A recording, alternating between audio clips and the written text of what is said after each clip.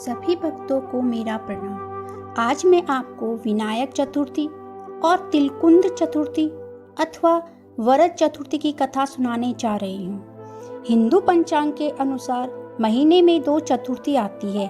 एक कृष्ण पक्ष की चतुर्थी जिसे संकष्टी चतुर्थी कहते हैं और दूसरी शुक्ल पक्ष की चतुर्थी जिसे विनायक चतुर्थी कहते हैं। दोनों ही चतुर्थी में भगवान गणेश की पूजा की जाती है। विनायक चतुर्थी में कथा पढ़ने व सुनने का बड़ा महत्व है। यदि आप विनायक चतुर्थी में व्रत नहीं रख सकते तो कथा सुनने मात्र से ही आपको पुण्य की प्राप्ति होगी। विनायक चतुर्थी की कथा इस प्रकार है। पौराणिक कथा के अनुसार एक बार भगवान शिव और माता पार्वती नर्मदा नदी के किनारे बैठे थे। माता पार्वती ने शिवजी से चौपड़ खेलने के लिए कहा।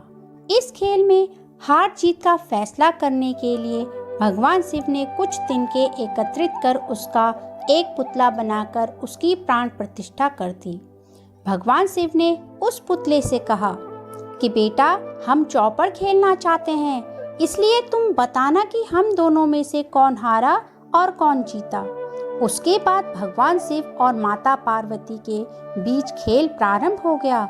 यह खेल 3 बार खेला गया और तीनों ही बार माता पार्वती जीत गई। खेल समाप्त होने पर उस बालक से हार जीत का फैसला करने के लिए कहा गया, तो उस बालक ने माता पार्वती की जगह महादेव की विजय को बताया। यह सुनकर माता पार्वती क्रोधित हो गई और उन्होंने बालक को लंगड़ा होने और कीचड़ में पड़े रहने का श्राप दे दिया।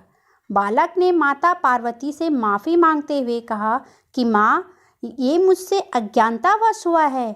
बालक द्वारा क्षमा मांगने पर माता का दिल पिघल गया और उन्होंने कहा, यहाँ गणेश पूजन के लिए नाग कन्याएं आएंगी, उनके कहे अनुसार गणेश व्रत करो, ऐसा करने से तुम्हारे कष्ट दूर होंगे। यह कहकर माता पार्वती कैलाश को चली गई। 1 वर्ष के बाद उस स्थान पर नाग कन्याएं आई।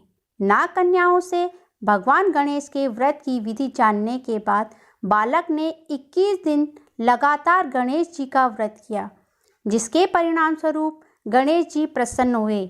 उन्होंने बालक को मनोवांछित फल मांगने के लिए कहा।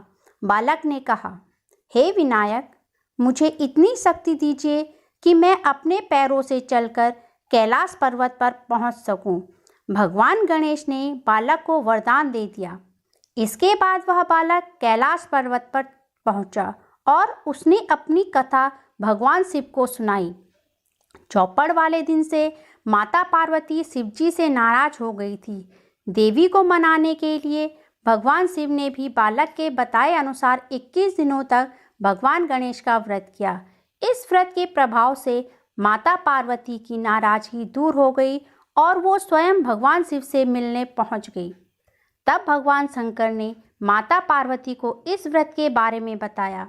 यह सुनकर माता पार्वती के मन में अपने पुत्र कार्तिकेय से मिलने की इच्छा जागृत हुई। तब माता पार्वती ने भी 21 दिन तक श्री गणेश का व्रत किया।